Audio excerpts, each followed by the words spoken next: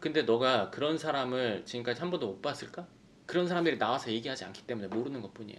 그런 사람들 늘 가까이에 있어. 저는 현실에 있는 얘기를 기반으로 해요. 제가 경험해보고 겪어보고 해본 것들을 기반으로 얘기를 해드리는 거예요.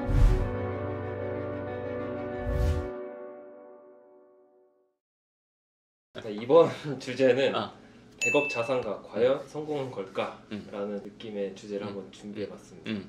사실 100억이면은 저 같은 일반인 그치. 시선에서는 엄청난 돈이지. 매우 성공한 인생이라고 생각할 수 맞아. 있다고 생각하는데, 맞아. 소장님 기준에서는 이 100억이라는 자산이 과연 성공한 걸까라는. 내 기준에서? 아, 그럼 너무 좀 그럴 것 같은데. 내 기준에서 100억을 아, 이게 많이 열심히 해야 될 것 같은데 뭐 이런. 그렇다면 이제 강남 기준에서 100억을 강남 기준에서는 100억이면 그래도 괜찮은 편이라고 생각을 해. 근데 이제 생각해보면 100억이라고 치면 순자산 100억이냐 부채까지 100억이냐 차이가 있는데, 순자산 100억이라고 친다고 쳤을 때 예를 들어서 뭐 강남에 있는 아파트 지금 뭐 30평대 다 30억은 하니까, 그럼 30억 빼고 70억 가지고 예를 들어서 얼마 대출 끼워서 뭐 100억짜리 건물을 샀다. 그럼 집 하나 있고 건물 하나 있고 한다면 이거는 그러니까 노후 대비가 되는 기본 세팅이라고 생각을 하거든. 결국에는 우리가 노후를 보내려면 내가 일하지 않는 뭔가의 소득이 있어야 편안하게 살 거 아니야. 보험이 될 수도 있고 뭐 주식 배당주가 될 수도 있고 뭐도 될 수도 있지만, 건물만큼 확실한 건 없는 거는 뭐 자명한 사실이니까. 건물에서 월세가 한 2천씩 나와. 그리고 대출이다 빼고 한 1,700~800이 나와. 근데 이제 애들 다 시집 장가 보내고 둘이서 그 돈으로 살아. 뭐 70이 넘었어. 그러면 뭐 풍족하게 살 수 있다 생각을 할 수도 있는데, 이건 생활 수준에 따라 달라. 뭐 골프를 한다던가 호텔 멤버십을 갖고 있다던가 해외여행을 좀 간다던가, 이게 돈이라는 게 누군가에게는 얼마가 많고 누군가에게는 그 금액이 적을 수도 있고 적당할 수도 있단 말이야. 근데 100억이면 이제 기본 세팅이 끝난 상황이라고 생각을 해. 강남권에서는 현재 100억이 있거나 뭐 그 언저리시거나 그 많으신 분들, 아니면 그 단계를 건너가신 분들, 그 경험에서 올라가신 분들 충분히 공감하실 텐데, 100억이 있으면 막 풍족할 것 같고 그렇지만 그렇지가 않아. 본인이 현금 흐름이 또 많아야 돼. 사업으로 한 달에 뭐 3천에서 5천 이상 번다. 내가 지금 말하는 거는 강남 기준이고 거기에서 괜찮은 상황을 말하는 거기 때문에 전국민 평균은 아니야. 그리고 이제 누군가에게는 말도 안 된다고 생각할 수 있지만, 내가 수천 명 이상을 만나보고 내가 느끼는 거고, 지금도 그런 사람들을 만나보고 있으니까 내가 얘기할 수 있는 건데, 애들 컸어. 애들 생활비, 애들 교육비가 많이 들어간단 말이야. 강남권에서 뭐 좀 하면 애 한 명당 2, 300, 4, 500 들어가는 건 그냥 들어가. 그러면 그거 들어가고 또 애가 크면 뭘 해? 결혼을 해. 그러면 내가 집 강남에 30억짜리 집 있고 건물 있는데 애는 월세 얻어줄 거야? 아들이면 집을 사줘야 된다는 생각이 있을 거고, 딸이라도 혼수를 어느 정도 해줘야겠다는 생각이 있을 거야. 그럼 10억씩만 해줘도 어떻게 돼? 그리고 이걸 더 깊게 얘기하면 우리 집이 100억인데 자녀가 둘이 있어. 이 형제든 뭐 남매든 자매든 간에 내가 이제 자산 받으면 괜찮게 살 거다. 100억 있는 집의 자녀는 나중에 자산을 받으면 부자로 살 거다. 그렇지가 않아. 자기들이 돈을 많이 벌지 않으면 그렇지가 않아. 왜? 100억인데 뭐 증여세, 상속세 뭐 한 50은 빼야 돼. 그럼 50 가지고 나누면 25씩이야. 그럼 25평 하나씩 사면 땡이네. 그런 상황이 돼. 그러니까 물론 전국 평균으로 보면 아주 상위권이 맞지. 근데 강남에서 그래도 어느 정도 산다고 치면 집 다 30억 넘잖아. 아파트 기준이고 빌라를 빼고 얘기한 거긴 하지만, 근데 아파트가 훨씬 뭐 빌라보다는 훨씬 더 많으니까 개수가. 그리고 이제 1, 2인 가구를 빼고 이제 결혼한 사람들을 기준으로 얘기를 하는 거니까. 그러니까 100억이면 이제 스타트, 그러니까 노후 준비가 이제 어느 정도 균형이 맞게 이제 시작이 됐다, 이런 정도라고 봐. 물론 지방은 얘기가 달라. 나는 지금 강남 한정 얘기를 하고 있는 거지. 강남 한정.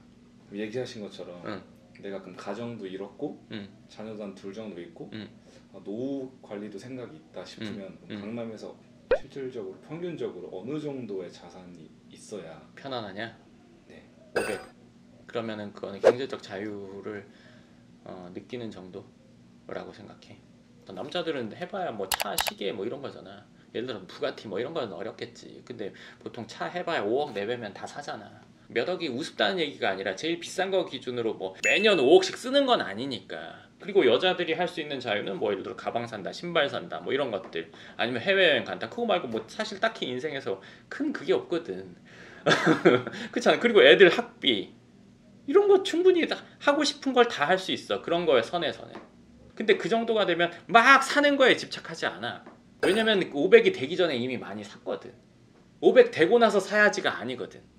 이미 산 게 많기 때문에 어느 정도는 계속 사고 있는 중이긴 하지. 본인이 마음에 들면. 그럼 그런 정도의, 예를 들어서 뭔가를 사려고 아니면 어디 놀러 가려고 개 들고 얼마씩 부어가지고 어떤 특별한 날 가는 게 아니라 지나가다 갈 수가 있어.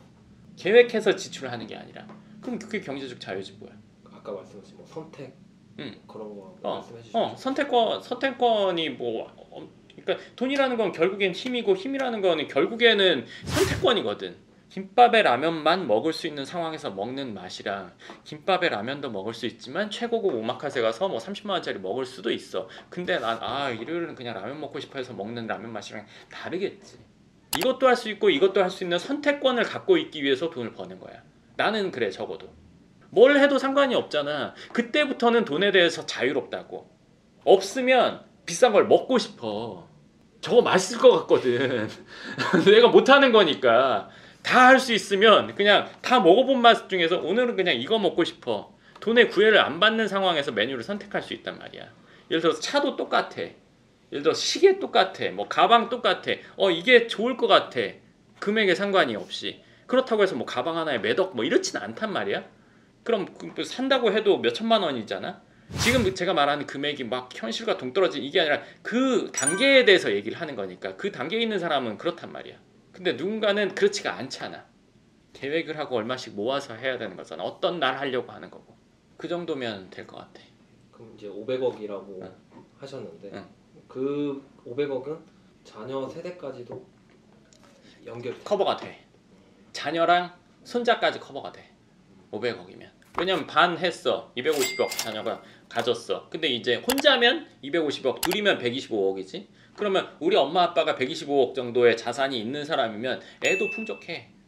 근데 여기서 이제 뻘짓을 한다. 그럼 여기서 까먹었다. 뭐 드라마나 아는 사람 중에 있을 수도 있는데, 드라마 본 거에서도 얘가 고등학교 때까지는 집 괜찮았는데 그때부터 뭔가를 해야 되는 상황이 오는 경우가 있어. 어릴 때는 유복했어. 근데 이제 왜 그러냐면 이 위에 있는 이분이 부모님이 물려주는 단계에서 이분이 살아있을 때는 다 커버가 됐는데 돌아가시고 나니까 여기서 뻘짓을 하고 다녀. 뭐 엉뚱한 데 투자를 한다거나. 그러면 이제 여기는 얘가 한 초중고 정도까지는 이분이 살아계실 때는 괜찮았는데 돌아가시고 나서 과세가 바바바박 기울어. 여기서 멀쩡하게 생활이 된다. 예를 들어서 이 엉뚱한 짓을 안 한다. 그러면 이 밑에까지도 풍족해. 그 4대까지도 갈 수 있어. 부자인 분들이 자녀 교육에 힘쓰려고 하는 이유, 대기업 예를 들어서 오너분들이 자녀 교육에 힘쓰려고 하는 이유가 이런 거야. 왜냐면 내려가면서 반 깎이고 뭐 이재용 뭐 그때 상속세 얼마 나오고 막 그런 금액이 상상할 수 없는 금액으로 나오잖아. 그럼 그걸 그냥 갖고 있으니까 낼게 2단계는 아니란 말이잖아. 그럼 깎이고 몇 번 하고 얘가 중간에서 못 키우고 세금 냈어. 2번, 3번 내면은 파바박 줄어서 뭐 안 남는다고. 적어도 그런 상황을 안 만들기 위해서. 그리고 내가 이룬 거를 왜 이뤘어? 내가 먹고 쓰고 하기만 좋으려고 한 건 아니잖아. 돈을 많이 번 사람 본인 건강에 힘쓰고 그리고 그 우리 대가 이어가면서도 평안하게를 원하잖아. 그래서 교육에 힘쓰는 거야. 아까 괜찮은 수준이 100억이었다면 100억의 자산가도 더 성공하고 싶고 내 자녀, 손자까지 더 대물림하고 싶은데 그럼 그 100억의 자산 가지고 있는 자산가가 어떻게 해야 500억까지 더 갈 수 있을까요? 나는 이게 심플해. 100억에서 500억이 되려고 하면 난 그냥 간단해. 그냥 사업과 부동산이야. 안정성이 있고 점진적인 상승을 원한다. 나는 뭐 아니면 도지. 코인 하는 게 맞다고 봐. 근데 나는 안전하게 성장하는 걸 원하거든. 사업과 부동산이 병행돼야 돼. 무조건 병행돼야 돼. 물론 사업으로만 겁나 대박이 났어. 예를 들어서 우리나라에서 이름만 말하면 아는 기업이 될 정도로 자신 있다. 그럼 사업만 해도 돼. 근데 그러더라도 결국에는 유동자금이 생기면 건물을 사게 돼 있어. 사업과 부동산이야. 그거로 해서 결국에는 올라가는 거야. 이 단계를 인생에서 경험해보면 그 사람 100% 부자가 돼. 뭐 도박을 하거나 어디 엉뚱한 투자를 하거나 이러지 않는 이상. 이 단계를 경험해보면. 근데 대부분은 사업을 하면서 내가 번 돈 가지고 매장을 차리고 뭘 하면 한 달에 5천 나오는데 이거 하면 월세 1,000 나오잖아. 이거 하는 게 낫지. 3개, 5개, 10개 하다가 경기 안 좋아서 후두둑 무너지니까 근데 그때 당시 건물 샀으면 그게 3배 됐어. 막 이런 상황을 대부분 겪거든. 앞서 말한 내가 5억에서 20억 이 상황을 경험하는 거는 이미 자산이 불어나는 그 급속 고속 차선을 탔다고 봐야 돼. 사실은. 또 있어? 현타가 왔어? 왜 현타가 왔어? 액수가 다 너무 커서 액수가 큰데 왜 현타가 왔지? 완전 다른 세상의 얘기를 계속 듣고 있는 것 같아서요. 생각해봐. 근데 너가 그런 사람을 지금까지 한 번도 못 봤을까? 그런 사람들이 나와서 얘기하지 않기 때문에 모르는 것뿐이야. 이 건물 주인도 있겠지. 강남에 건물이 수만 개야. 그 주인들 어딘가 걸어다닌다? 지나쳤다? 그리고 그런 건물을 늘 보고 있잖아. 본인이 신경 안 써서 그냥 모르는 것뿐이야. 그런 사람들 늘 가까이에 있어. 그냥 모르는 거야. 그렇잖아. 그러면 그 사람은 타고난 부자냐? 부모님이 다 줬냐? 그렇지가 않아요. 50대 부자 중에 50%가 자수성가예요. 25명이. 그러면 50%의 확률로 된다는 얘기네? 좀 비약이라고 볼 수도 있겠지만 내 생각은 그래. 우리나라 1등부터 50등 중에 25명이 자수성가래. 내가 그걸 다 찾아봤거든. 그러면 세계 10대 부자 중에는 자수성가 몇 명일까? 10명 다야. 그건 몰랐습니다. 누군가 된다는 거야. 그러면 그 사람은 팔다리가 있고 손가락 10개 있고 난 손가락 하나씩 있는 게 아니잖아. 더 웃긴 건 동시대에 살고 있어. 그러면 그 사람은 되고 난 안 돼야 되는 이유가 있냐 이거지. 금액에 의해서 내가 쫄 수도 있어. 그렇게 큰 돈을 내가 한 달에 얼마 벌고 1년에 이 정도라고 생각할 수 있는데 쟤는 했어. 그런 한 애들이 많아. 엄청. 그래도 우리나라 인구의 0.0001% 이렇게 말하는 사람이랑 난 얘기하고 싶지도 않아. 알아 나도. 그 계산을 못해서 그러는 거 아니잖아. 중요한 건 되냐 안 되냐가 중요한 거잖아. 됐대. 농구 선수가 나가야 돼. 180 이상은 돼야 농구를 나갈 거 아니야. 선수를. 근데 내가 160이야. 이러면은 그건 애저녁에 안 될 거 아니야. 아주 희박하지. 사업엔 그런 조건이 없어요. 그리고 마감 기한이 없어요. 언제라도 되면 끝나는 거잖아. 근데 그 금액에 꼭 그럴 필요가 없어. 내가 성장하냐 안 하냐, 노력하냐 안 하냐의 그냥 차이인 거지. 금액이 많으니까 난 안 될 거야. 그런 게 어딨어. 이 영상을 보시는 많은 분들 중에 차수성가 하신 분들 처음부터 나는 운이 겁나 좋아서 한 번도 실패 없이 갔다. 없어. 하다가 안 돼서 주저앉아서 영원히 그냥 가만히 누워서 있는 사람들. 했는데 안 됐을 때 계속 극복하려고 노력해서 계속 수십, 수백, 수천 번의 불편함과 어려움과 실패를 극복한 사람들의 차이일 뿐이야. 너네 아직 어리잖아. 여기 있으면 아직 이거 남의 얘기고 말도 안 돼. 이 사람들이 다수가 아니고 여기가 다수잖아. 이 사람들이 나와서 얘기하면 이 사람들 욕하겠지. 근데 이 사람들 중에 그런 경험을 안 겪은 사람은 존재하지 않는단 말이야. 그러니까 어떻게 계속 하냐 안 하냐의 차이일 뿐이지 그 금액은 아무 의미가 없어. 내가 보기에는 그래. 남들이 안 된다고 하건 말건 간에 내가 방법을 계속 찾아나가는 과정 겪으면서 성장하는 거 말고는 존재하지 않거든. 올해는 얼마를 벌겠다. 그럼 그 돈을 벌기 위해서 뭘 어떻게 해야 되냐 이거야. 이전에 내가 얘랑 찍은 그 영상. 근데 금액이 많으니까 안 될 거야. 시작을 안 하는 게 그게 더 이상한 거지. 그냥 그럼 돼. 난 그런 경우를 아주 많이 봤어. 그리고 오는 사람들 중에 성공 돈을 많이 번 사람들 다 똑같아. 실패하고 손해보고 이런 많아. 근데 계속 성장할 거냐 말 거냐 이거야. 가만히 있을 거야. 친구들이랑 만나서 술 먹고 떠들고 놀러 다니고 이러는 걸로 내 채울 거냐, 실력을 높이는 거에 내 시간을 최대한 할애할 거냐. 그거 둘 차이밖에 없어. 성장을 계속 하고 싶어 하잖아요. 근데 내가 거기 실패했을 때 다시 한번 일어설 수 있는 그 마음의 원동력은 뭐라고 생각하세요? 그거는 또 게임 해봤지. 만렙 찍어본 적 있어? 캐릭터 몇 번 죽어? 한 캐릭터로 만렙 찍는 사람이 있어? 여러 번 죽을 거 아니야. 1단계 찍으면서 10번 죽었다고 치면 만렙 찍은 애들은 수백 번 죽었을 거 아니야. 근데 그냥 하는 거잖아. 왜? 나 만렙 찍고 싶으니까. 여기서 1등 하고 싶으니까 하는 거잖아. 하다못해 게임도 그런데 예를 들어 실패를 했어. 실패가 뭔데? 빨리 다시 해야 되는 상황인 것 뿐이잖아. 예전에 1박 2일에서 강호동이 나와서 그런 얘기를 했어. 이승기랑 가위바위보 하는데 이승기가 4판 5판인가 이겼어. 그랬더니 이승기가 가위바위보 너무 재밌는데요 형님 그랬어. 그랬더니 강호동이 한 말이 있어. 뭐든지 이기면 재밌다. 그랬어. 네가 하는 일이 네가 원하는 예상대로 되잖아? 재밌어. 실패라는 걸 느끼질 않아. 안 원해? 난 원해. 모든 면에서 그걸 원해. 성장을 그리고 많은 사람들이 원한다고 했잖아. 근데 그거는 원하긴 하지만 몇 번째 순위냐에 따라 달라. 성장이 첫 번째 순위야. 난 늘 첫 번째 순위야. 근데 누군가는 친구랑 노는 거, 어디 여행 가는 거, 성장이 4번째, 5번째 있어. 7번째 있기도 하고. 원하긴 하지만 우선순위가 아니기 때문에 하루에 24시간 중에 한 번도, 한 달에, 1년에 한 번도 그걸 안 하는 경우가 많아. 연명하는 삶. 책 보라는 거 다 알잖아. 봐? 안 봐. 왜? 재미없거든.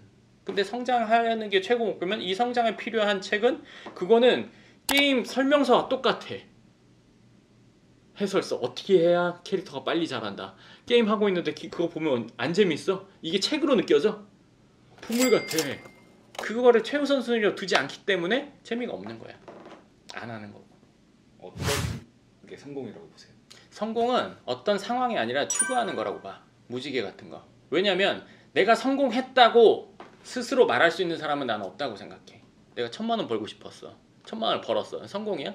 1000만 원을 벌면 3000만 원 벌고 싶거든? 3000만 원 벌면 5000만 원 벌고 싶어. 계속 추구하는 거야. 근데 이 성공이라는 거를 누가 봤을 때 그렇게 저 사람 성공했어 말을 하겠지. 본인 스스로는 말 못한단 말이야. 그게 끝이 없으니까. 끝이 없이 추구하게 되니까. 근데 높은 확률로 내가 원하는 결과를 만들어내는 게 실력이라고 생각하거든. 이게 나는 성공보단 실력이 우선주의라고 생각하거든. 실력이 있으면 사람들이 말하는 성공은 언제든지 만들 수 있어. 우리가 뭐 야구 선수, 축구 선수, 몸값 높은 사람 뭐야? 똑같이 뭐 11명 뛰고 뭐 야구 선수 나와서 다 빠따 들고 치는데 왜 누군 비싸고 누군 싸? 얘가 높은 확률로 홈런을 쳐. 높은 확률로 안타를 쳐. 그거잖아. 몇 탈 타자 이런 게 있지. 확률이 겁나 높다는 거잖아. 이게 실력이잖아. 실력에 따라서 몸값이 정해지는 게 스포츠고 세상도 똑같아. 사업의 영역도 똑같아. 내가 건물을 예를 들어서 샀어. 영도했어. 지었어. 임대했어. 근데 여기서 일어나는 문제를 다 해결했어. 시간이 좀 덜 걸리고 더 걸리고는 있지만 이 일에 문제가 생겨가지고 못한 적이 없어. 그것도 수십 번을. 확률이 겁나 높은 거지. 100%야. 지금까지 100%야. 아마 내가 죽을 때까지도 100%겠지. 그럼 여기서는 누가 나한테 뭐 할 말이 없는 거지. 내가 뭐 명도가 어땠어 시시콜콜 이런 거 난 불편한 얘기는 사실 하고 싶지가 않거든. 그거 내가 알아서 하는 문제인데 내가 다 해결을 하는데 그리고 임대가 잘 돼. 그럼 끝난 거잖아. 내가 확실하게 얘기하는 거 부동산에 대해서 건물에 대해서 내가 유튜브에서도 자신감 있게 얘기해. 다 해봤어. 그리고 다 해결했어. 100%의 확률로. 근데 자신감 없으면 그게 등신이지. 그렇잖아. 맞잖아. 성공은 난 그런 거라고 생각해. 내가 정의하는 게 아니라 누군가가 봐주는 거. 100억 자산가가 성공한 걸까에 대해서 얘기를 했는데 이게 금액을 가지고 성공의 유무를 따지기는 됐다 안 됐다를 따지기는 사실 어렵거든요. 이게 뭐 얼마가 있어도 예를 들어서 1000억 있는 사람이 100억 있는 사람 얘기하면 지금 노력이 많이 필요한데 참 지금 저럴 때가 아닌데 이렇게 생각할 수 있고 뭐 1, 2억 있는 사람이 보기에는 내 생에 저게 될까? 그렇기 때문에 금액으로의 성공은 의미가 없고 이 사람이 자기가 원하는 일, 지금 하는 일, 전문적으로 본인이 맡고 있는 분야에서 늘 같은 자기가 생각한 결과를 만들어내느냐가 저는 성공의 기준이라고 생각합니다. 돈이 많으면 좋지만 그 돈의 원천도 저는 중요하다고 생각해요. 운 좋게 100억이 생겼다. 그 운 좋게라는 돈은 운이 없으면 날아가거든요. 이유 없이 이유 모르고 들어온 돈은 이유 모르고 나갈 수 있는 거니까. 네, 좋습니다. 오늘 영상은 여기까지 하도록 하고요. 또 다음번 영상에서 뵙도록 하겠습니다. 감사합니다.